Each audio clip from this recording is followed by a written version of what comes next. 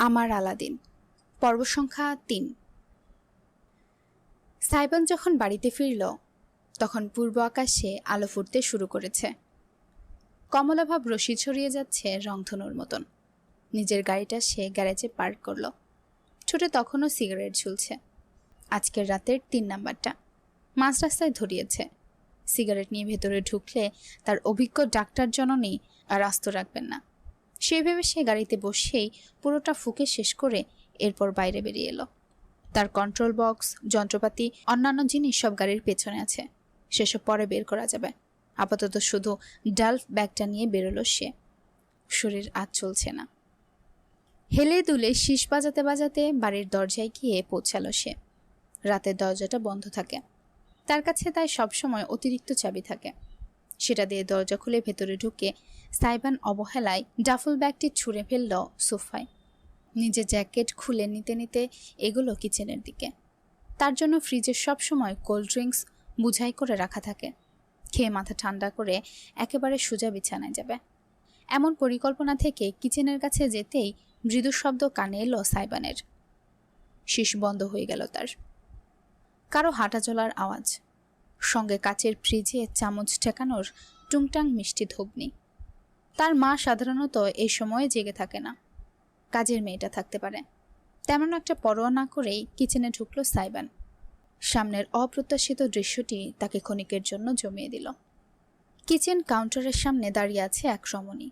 হালকা গোলাপি সুতির শাড়ি জড়ানো শরীরে, চুলগুলো খানিকটা অগোছালো। শ্যামবর্ণ চেহারা, অদ্ভুত এক মলিনতা। শরীরটা প্রয়োজনের তুলনায় একটু বেশিই রুগ্ন। ফিনফিনে কবজিতে অতিরিক্ত বড় সাইজের চুড়ি দেখেই বোঝা যায়। এক হাতে কাঁথায় মোড়ানো কিছু একটা ধরা, বাচ্চা বোধ হয়।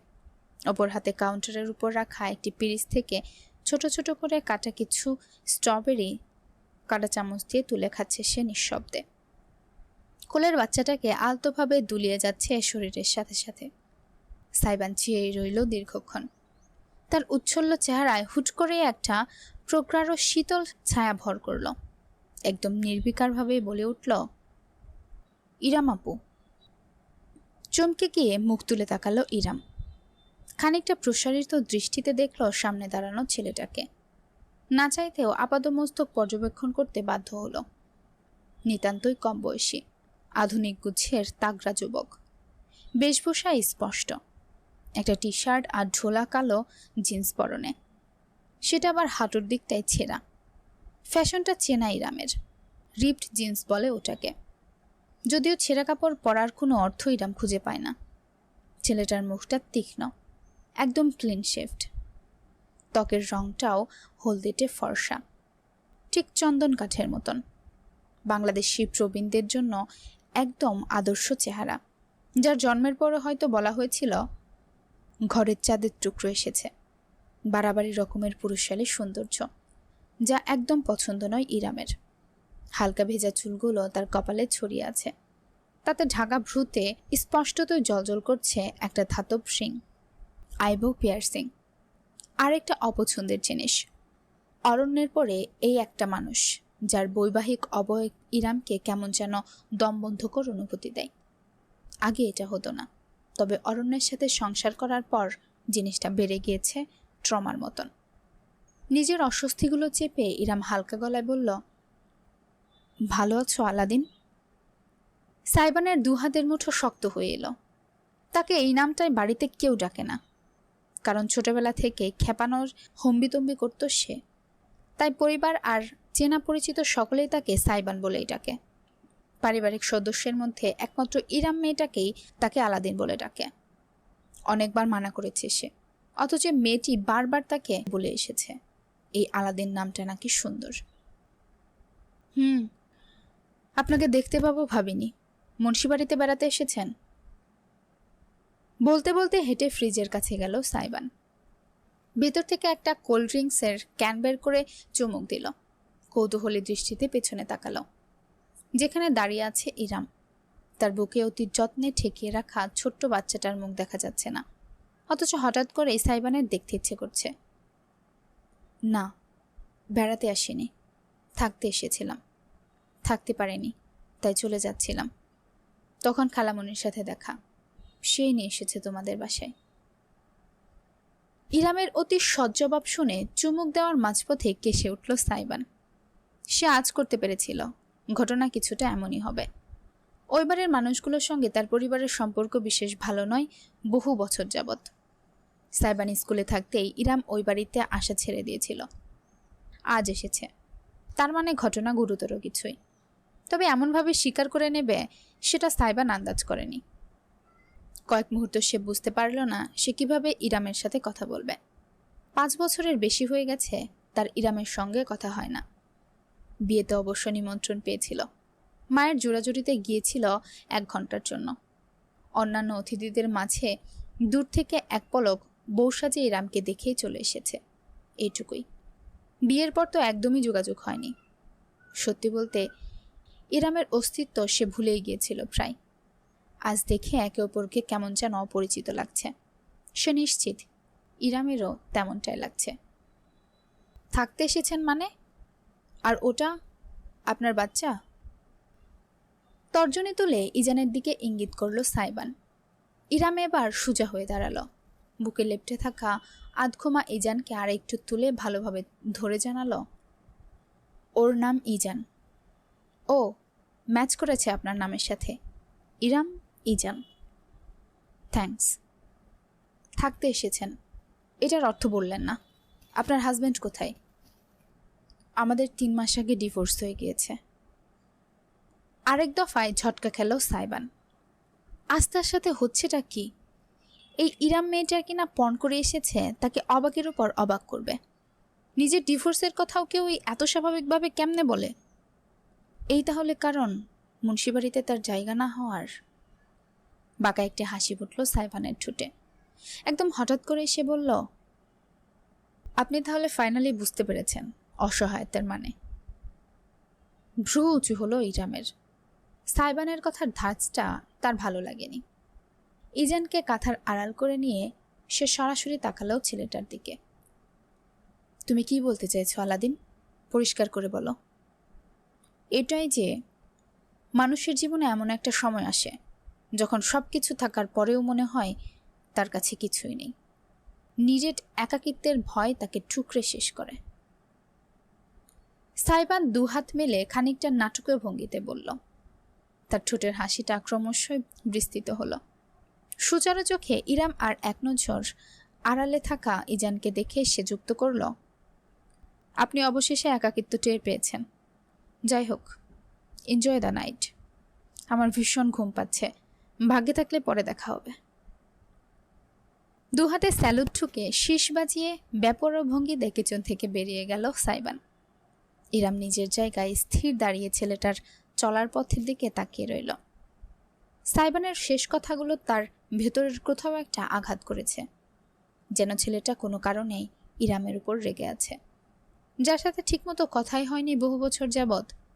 তার অজানা ক্রোধের কারণটা ইরাম হাজার ভেবেও উন্মোচন করতে পারল না। বেশি ভাবার সময়ও সে পেল না। ইজান কেঁদে উঠতেই ছেলের দিকে মনোযোগী হতে হলো তাকে। দুপুরবেলা এমনিতেই শেষ করে সে সাইবান সন্ধ্যার আগে ঘুম থেকে ওঠে না। তবে আজ দুপুর 2টার দিকেই তার ঘুম ভেঙে গেল। অনেক চেষ্টা করেও পুনরায় ঘুম ফিরিয়ে আনা গেল না। তাই উঠে পড়ে একটা লম্বা গোসল সেরে সে নিজের রুম থেকে বের হলো। ভীষণ ক্ষুধা লেগেছে। গত প্রায় 12 ঘন্টা যাবৎ পেটে কিছু পড়েনি। দ্রুতই সে ডাইনিং রুমে চলে এলো। জানে খাবারের আয়োজন হবে আজ, না হলে অবশ্য তার জন্য সবসময় হটপট ভর্তি থাকে। আজও ব্যতিক্রম নেই। টেবিল ভর্তি সুস্বাদু খাবারের পদে ভাত খিচুড়ি দুটোই আছে, কারণ সাইবানের খিচুড়ি পছন্দ। ডিম ভাজা, মুরগির তরকারি, খাসির কাবাব, সালাদ আর আচার। আরও কিছু ছোটোখাটো শাকসবজির পদ আছে, যেসবের প্রতি মনোযোগ দেওয়ার প্রয়োজন বোধ করল না সাইবান। চেয়ার টেনে ধপাস করে বসে পড়ল সে। দ্রুতই প্লেটে পাহাড়ের মতো খিচুড়ি বেড়ে নিয়ে আমের আচারের দিকে হাত বাড়ালো। অপর পাশের চেয়ারে বসে ছেলের কর্মকাণ্ড দেখলেন ডক্টর সামিয়া মুন্সি। হাসপাতালের ইমার্জেন্সি থেকে তিনি 8 ঘন্টা আগেই ফিরেছেন। বিকেল নাগাদ আবারও চলে যেতে হবে বিধায় পরিপাটির শাড়ি বদলাননি। চশমার আড়াল থেকে ভ্রুকুটি করে তিনি দেখলেন কিভাবে সাইবানের ভেজা চুল পেয়ে টপ টপ করে পানি গড়াচ্ছে। কতবার বলেছি গোসলের পর ভালো মতো মাথা মুছতে হয়, নতুবা ঠান্ডা লাগবে। নিজেই উঠে গেলেন সামিয়া। রুম থেকে টয়লে নিয়ে এসে মায়ের কথায় পাত্তা না দেওয়া ছেলের মাথায় চাপলেন। ধীরে ধীরে সযত্নে মাথা মুছে দিতে লাগলেন। শুকিয়ে এলো চুলের পানি। সাইবান আস্ত একটা কাবাব মুখে দিয়ে এলিয়ে বসে নিজের জননের দিকে চেয়ে বলল, আমি মুছে ফেললে তো আমার গর্জিয়াস মম এমন সুন্দরভাবে মুছে দিত না বলো। একজন বিউটিফুল লেডির হাতের ছোঁয়া থেকে নিজেকে বঞ্চিত করতে চাইছিলাম না। হাতের ছোঁয়াটা মাঝে মধ্যে তোর গালে পড়লে ভালোই হয় বল, তাহলে যদি ফোনটা কল করার পর খোলা পাওয়া যায়। উফ মম, তুমি বুঝো না, তুমি না ডাক্তার। এই দেখো, আমি ফোনটা বন্ধ করে ফেললে তোমার টেনশন হয়, সেই টেনশনে তোমার রক্ত সঞ্চালন বাড়ে, রক্ত সঞ্চালন বাড়লে শরীরের ত্বক জেল্লাদার হয়, একদম লাল লাল গ্লো মারে। আফনানকে দেখেছো না, ওই যে লাল মুরগিটা, একদম ওর মতন। তখন তোমাকে দেখতে হুড়পুরি সকিনা বিবির মতো লাগে। আমি ইনডিরেক্টলি তোমার সৌন্দর্য বাড়াতে ভূমিকা রাখছি, বুঝেছ? আর টেনশনে যে কলারেস্ট বাড়ে, রক্তচাপ উঠে যায়, তার বেলা অর্ধেক জ্ঞান নিয়ে ঘুরিস কেন গর্ধব? ছেলের মাথায় চাটে দিতেই খিলখিল করে হেসে উঠল সাইবান। অদূরে চেয়ারে বসে দৃশ্যটির চোখে মেলে দেখল ইরাম। কি সুন্দর একটা সহজ সম্পর্ক মা ছেলের মাঝে, একদম বন্ধুর মতন। এরকম কোনো সম্পর্ক কি সে ভবিষ্যতে ইজানের সঙ্গে করতে পারবে? সামিয়া নিজের চেয়ারে ফিরে এলেন। সকলেই খাওয়া শুরু করেছে। তিনি ইরামের প্লেটের দিকে তাকালেন। কতটা অল্প পরিমাণে খাবার নিয়েছে সেটা দেখে অসন্তোষ জানালেন। ইরাম, কাজটা ভালো করিসনি মামুনি। তোর শরীরে তো একটা প্রয়োজন আছে নাকি? উপরন্ত বেস্ট ফিলিং করাস। এইটুকু খাবারের শরীরে নিজের চাহিদা মেটাবে নাকি অতিরিক্ত শক্তির যোগান দেবে বলতো? বলতে বলতে তিনি বেশ খানিকটা পুষ্টিকর সালাদ এবং আরও কিছু কাবাব ইরামের প্লেটে তুলে দিলেন। বেশি বেশি প্রোটিন খেতে হবে, সঙ্গে সুষমভাবে সব কিছু। তোর চেহারাই বোঝা যাচ্ছে প্রেগনেন্সিতে অপুষ্টিতে ভুগেছিস। না খালামণি, আমি ঠিক আছি, খাচ্ছি। আস্তে করে জবাব দিল ইরাম। সাইবান নিজের প্লেটে খিচুড়ির চামচ দিয়ে খেতে খেতে একবার আর চোখে ইরামকে দেখলেও বিশেষ কোনো মন্তব্য করল না। সামিয়া খাবার বেড়ে দেওয়া সুগন্ধাকে বললেন, সুগন্ধা, আমি চলে যাওয়ার পর মনে করে কিন্তু সন্ধ্যায় ইরামকে হালকা নাস্তার সঙ্গে ফল দিবি, খানিকটা দই রাখবি সাথে, যেন পারফেক্ট ব্যালেন্স থাকে। আর করিমকে আমি বাজারে পাঠিয়েছি, এলে চেক করে দেখিস লিস্ট ধরে। কিছু ফর্মুলা মিল্ক লিখে দিয়েছি, ওগুলো এনেছি কিনা। ঠিক আছে আম্মা, আপনি একটুও টেনশন নিয়েন না, আমি সব সামলায় নিব। কথা গোপন শুনে কান খাড়া করে ফেলল ইরাম। দ্রুত বলল, না না খালামণি, এত কিছুর দরকার হবে না, এত কিছু করতে হবে না আমাকে। ইজান ঘুমিয়েছে, ওর ঘুম ভাঙলেই আমি চলে যাব। কোথায় যাবি? খালার প্রশ্নে থমকালো ইরাম। চোখ পিটপিট করে খানিকটা দ্বিধা নিয়ে শেষে উত্তর করল, ঠিকানা তো একটা হবেই, তাই না? আমার আগের মেসটা খুব সম্ভবত এখনও খালি আছে, না থাকলেও সমস্যা নেই। রুমমেট মেয়েটা ভালো, ওর সাথে কয়েকটা দিন থাকা যাবে। তুমি চিন্তা করো না, আমি ব্যবস্থা করে ফেলব। আজীবন তো সবার জন্যই ব্যবস্থা করে এসেছিস, আর কত? ইরাম হাতের মুঠো শক্ত করে ফেলল। নিজের প্লেটের দিকে চেয়ে বলল, আর কোনো কথা জানি না, কিন্তু আমি সত্যিই কারোর উপর বোঝা হতে ইচ্ছুক নই খালামণি। তুমি আমাকে তোমার বাসায় একটা রাত থাকতে দিয়েছ, এর কৃতজ্ঞতা আমি কেমন করে মেটাবো জানি না। আমায় আর ঋণী করো না। যার আপন মানুষরাই দায়িত্ব এড়িয়ে গিয়েছে, তার প্রতি তোমার কোনো কর্তব্য নেই। হ্যাঁ, যে অসহায় মেয়েটার প্রতি সকল দায়িত্ব স্বামী, ভাই, পরিবার সবাই এড়িয়ে গিয়েছে, সেই মেয়েটার প্রতি আমার কোনো দায়িত্ববোধ নেই, কিন্তু আমার ঘরের বউয়ের জন্য আছে। ওয়াক থু! দাঁতের নিচে এলাচে কামড় পড়ায় ঠিক ওই মুহূর্তেই ঝটকাটা দিয়ে উঠল সাইবান। হাতের চামচটা তার মেঝেতে পড়ে ঝনঝন শব্দ তুলল, অথচ মুখের এলাচ তার মুখেই রয়ে গেল। বিস্ফারিত দৃষ্টিতে সে তাকালো নিজের মায়ের দিকে। কি বললে তুমি mom? My future daughter in law. Yes, you heard that right buddy. স্মিত হেসে ছেলেকে ঠিক তার স্টাইলেই জবাব দিল সামিয়া। অনুরাগের বাচ্চা, তুই উগান্ডায় থাকিস কি অ্যামাজনে? এক্ষুনি আমার বাসায় আসবি তুই, ঠিক এই মুহূর্তে। ঘড়ি ধরে শুধু 20টা মিনিট দেখবো আমি। এসে আমার মমকে বুঝা, মহিলা পাগল হয়ে গিয়েছে। মানুষ কাটাকাটি করতে করতে ব্রেনের মাদারবোর্ড ফেটে গিয়েছে। এই মহিলাকে তুই বুঝা অনুরাগ। সাইবানের রুমটা দোতলায়, অথচ সেখান থেকে নিচতলা অবধি তার চিৎকার চেঁচামেচির আওয়াজ স্পষ্ট ভেসে আসছে। ছেলের দারুণ হম্বিতম্বিতে বেপাত্তা সামিয়া সোফায় বসে পা ঝুলিয়ে ঝুলিয়ে আয়েশ করে পায়েস খাচ্ছেন। মাঝখানে বিপাকে পড়ে যাওয়া ইরাম দাঁড়িয়ে দাঁড়িয়ে কাণ্ডকারখানা দেখছে। মা ছেলের মাঝে এ কেমন দৈরথ্য? হাসা উচিত নাকি দুঃখ করা উচিত বোঝা মুশকিল। কাজের মেয়ে সুগন্ধা অবশ্য একদম স্বাভাবিক। গুনগুন করতে করতে খাবারের টেবিল গুছিয়ে নিচ্ছে, যেন আশেপাশে যা হচ্ছে তা এখানকার নিত্যদিনের ঘটনা। এমন সময় ওই মেয়ে ঠোঁটে গান আসে কিভাবে? এইবারের প্রত্যেকটা মানুষই এক একটা নমুনা।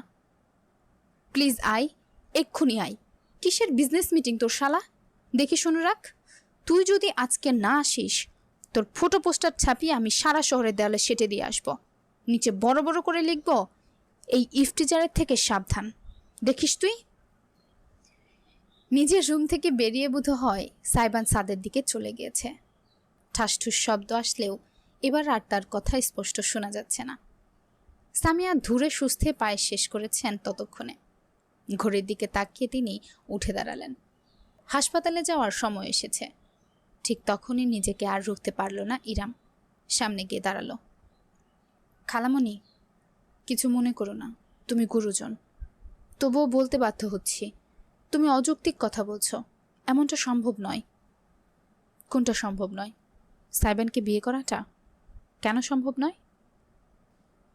সামিয়ার স্বাভাবিক ও সুচারু দৃষ্টিতে ইরাম খানিকটা অস্বস্তি বোধ করল। তারপর বলল, জি, প্রথমত তোমার মাথায় এমনটা পরিকল্পনা কিভাবে আসলো সেটাই চিন্তার বিষয়। উপরত আমারও একটা মতামতের বিষয় আছে। আলাদিন আর আমি খুবই বেমানান। বয়সে তো ছোট বলে বলছিস, নাকি পুরুষ সম্পর্কে ট্রমা হয়ে গিয়েছে বলে? ইরাম এক মুহূর্ত চুপ থাকলো, তারপর জানালো, বিষয়টা এমন না। আলাদিনকে আমি ছোট থেকে দেখে এসেছি। ঈদে, কোরবানিতে আর কিছু না হোক টুক করে আমাদের বাড়িতে সালামি নিতে চলে যেত। হাতে 2 টাকা ধরিয়ে দিলেও এমনভাবে খুশি হতো যেন ওর হাতে আমি চাঁদ তুলে দিয়েছি। এমন একটা স্মৃতি মাথায় গেঁথে আমি কিভাবে ওকে বিয়ে করতে পারি? ওকে আমি ভাইয়ের নজরে দেখে এসেছি, এর বেশি কোনোদিন কিচ্ছু ভাবিনি। তবে স্বামী হিসেবে কিভাবে ভাবতে পারি? এখনো ভাইয়ের মতো দেখছিস? চট জলদি করে উত্তর দিতে চাইল ইরাম, অথচ কিছুতেই মুখে হ্যাঁ উত্তরটা বের করতে পারল না। কারণটা খুবই স্বাভাবিক। এত বছর পর নতুন করে দেখা মানুষটা তার পুরনো আলাদিন নয়। ইরামের স্মৃতিতে সেই আলাদিন আজ ছুট্টি। মায়া মায়া মুখ, মুখের দুপাশে খোঁচা খোঁচা সুচালো 2টি দাঁত, কথায় কথায় স্মিত হাসত। বছরের তুলনায় বেশি বুঝতার ছিল। এই আলাদিনের সঙ্গে সেই আলাদিনের কোনো মিল নেই। প্রাপ্তবয়স্ক সাইবানকে অনেকখানি অপরিচিত লেগেছে ইরামের, তাই অসত্য জবাব সে নিজের খালামণিকে দিতে পারল না। জানি না। ইরামের উত্তর শুনে সামিয়া মুচকি হাসল, বললেন, আমাকে যখন গুরুজন মানিস তখন এটাও মাথায় রাখ, আমি যা করছি ঠান্ডা মাথায় জেনে বুঝে এবং ভেবে চিন্তে করছি। সবার ভালোটাই ভাবছি, খারাপটা নয়। রইল বাকি সাইবান, ওকে দেখতে হয়তো ঘাড়তেরা বাদরের মতন লাগে, তবে মনটা অবুঝ নয়। সময় দিয়ে বুঝিয়ে বললে ঠিকই বুঝে যাবে। একটু থেমে তিনি আবার যুক্ত করলেন, তবে কাউকেই আমি জোরাজুরি করব না। বিয়ে শাদির ব্যাপার একেবারে অমতে হওয়াও খারাপ ব্যাপার। তাই বলছি, তুই তোর পরিস্থিতি ভেবে দেখ। আজকের দিনটা সময় নে, ভালো মতো চিন্তা কর। প্লিজ, যুক্তি দিয়ে ভাবিস, আবেগ দিয়ে না। তোর মতো বুঝদার মেয়ে দুইটা হয় না। তুই নিজে আর ইজানের ভবিষ্যৎ ভেবে সিদ্ধান্ত নিস, এটাই আমার কামনা। এরপরও যদি মনে হয় তুই থাকবি না, চলে যাবি, আমি আর তোকে আটকাবো না। আমি হাসপাতালে যাচ্ছি, আসতে রাত হবে। আর ঘরটা মাঝে মধ্যে ভূমিকম্পর মতন কেঁপে উঠতে পারে, মনে হতে পারে কেউ বুঝি বুলডোজার চালাচ্ছে। ওটা সাইবান, ভয় পাস না, ইজানকে দেখে রাখিস। নিজের কথা শেষ করে সাইমা গটগট করে হেঁটে বাড়ির বাইরে বেরিয়ে গেলেন। গাড়ি গেটের কাছে অপেক্ষা করছে তাকে হসপিটালে নিয়ে যেতে। ইরাম নিজের জায়গায় থ হয়ে থাকল। মা নাকি ছেলে, কাকে বেশি আজব বলবে বুঝতে পারল না সে। সারাটা বিকাল ইরাম কাটাল ইজানের সঙ্গে রুমবন্দি হয়ে। সামিয়া যা বলেছেন ঠিক তাই হয়েছে। ক্ষণে ক্ষণে বাইরে থেকে হুমতি দমতির শব্দ ভেসে আসতে লাগলো। মাঝে আবার দুটো বাইক এসে হাজির হয়েছে, খুব সম্ভবত সাইবানের বন্ধুদের কেউ। তাদের কথাবার্তা অবশ্য সে শুনেনি, শোনার কিংবা জানার ইচ্ছেও নেই। এর চাইতেও গুরুতর একটা কাজ বাকি তার, সিদ্ধান্ত নেওয়া। সত্যি বলতে জীবনে বিয়ে করার সকল স্বাদ মিটে গিয়েছে ইরামের। কোনো পুরুষকে তার বিশ্বাস হয় না, বিশেষ করে যদি সেই পুরুষটি দেখতে শুনতে বেশি সুন্দর হয়। পুরুষ মানুষ সুন্দর হবে, তবে তার মাঝে কোনো ঘাপলা থাকবে না, এমনটা স্বাভাবিক। তবে ইরামের ভাবনা এখন তার নিজের মধ্যে সীমাবদ্ধ নেই। তার সমস্ত চিন্তার কেন্দ্রবিন্দু হলো ইজান। ছেলেকে বুকে নিয়ে দুলাতে দুলাতে ইরাম ভাবল, এই নিষ্পাপ ছেলেটাকে একটা চমৎকার এবং আরামদায়ক ভবিষ্যৎ দেওয়ার ক্ষমতা কি তার আছে?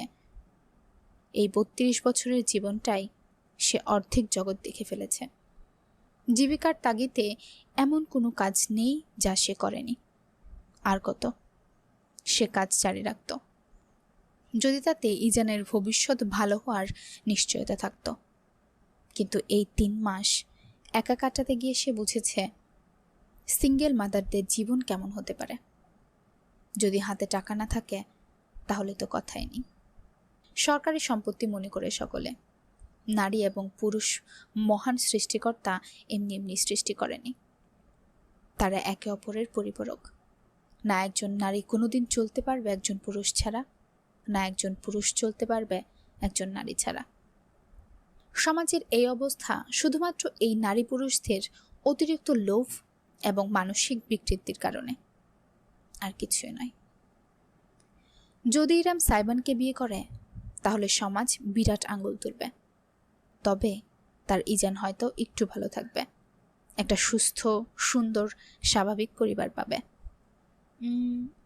স্বাভাবিক হয়তো না, একটু পাগলাটে পরিবার। তবে দিন শেষে ইরাম বিনা চিন্তায় ইজানের মুখে খাবার তুলে দিতে পারবে। পরের দিন খাবার পাবে কিনা সে চিন্তা করতে হবে না। আর্থিক এবং সামাজিক নিরাপত্তা, যা এখন খুব করে দরকার ইরামের। আর নিজের ট্রমা, নিজের জীবনের সকল না পাওয়া হিসাবের কোনো দরকার নেই এখানে। সাইমা বাড়িতে ফিরে এলেন সন্ধ্যার পর। কাজ একটু দ্রুতই শেষ করেছেন তিনি, না হলে ফিরতে রাত হতো তার। তবে বাড়ির পরিস্থিতি বিবেচনা করে চলে এসেছেন। ইরাম তখন টেবিলে বসেছে, সুগন্ধা তাকে নাস্তা দিয়েছে, স্যান্ডউইচ, কফি আর সামিয়ার নির্দেশ মতো ফল। ইজানকে দুলিয়ে যাচ্ছে সে, মাত্রই দুধ খাইয়েছে।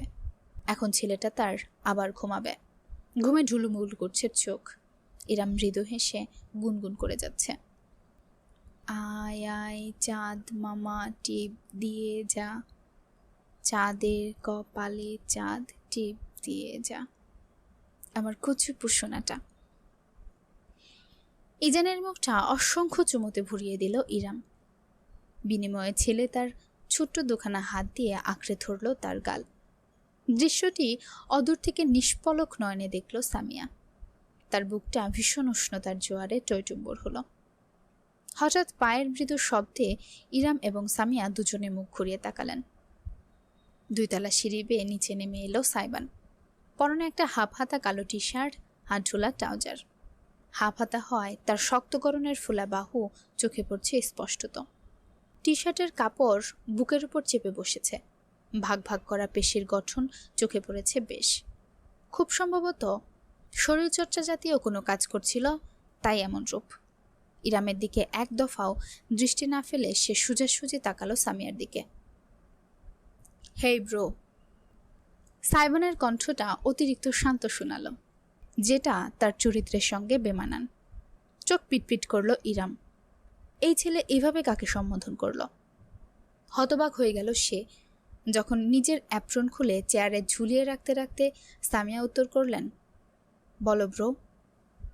রুমে চলো, তোমার সাথে প্রাইভেট কথা আছে আমার। ওকে, চলো। সামিয়া সাইবানের পিছু পিছু নিচতলার একটা রুমের ভেতর আড়াল হয়ে গেল। দরজাটা ঠাস করে লেগে গেল। ইরাম স্তব্ধ হয়ে বসে চেয়ে রইল। ইস, অসম্ভব সুন্দর তো গল্পটা। আমার অনেক বেশি ভালো লাগছে। মানে পুরো একটা কাহিনীটাকেই, এখানে সাইবানের চরিত্রটা, তারপর হচ্ছে ইরামের চরিত্রটা, তারপর সামিয়ার চরিত্রটা বেশ ভালো লেগেছে। একদম অসম্ভব। এই 3 পর্ব পড়ে আমার কাছে মনে হয়েছে আসলে অসম্ভব সুন্দর গল্পটা।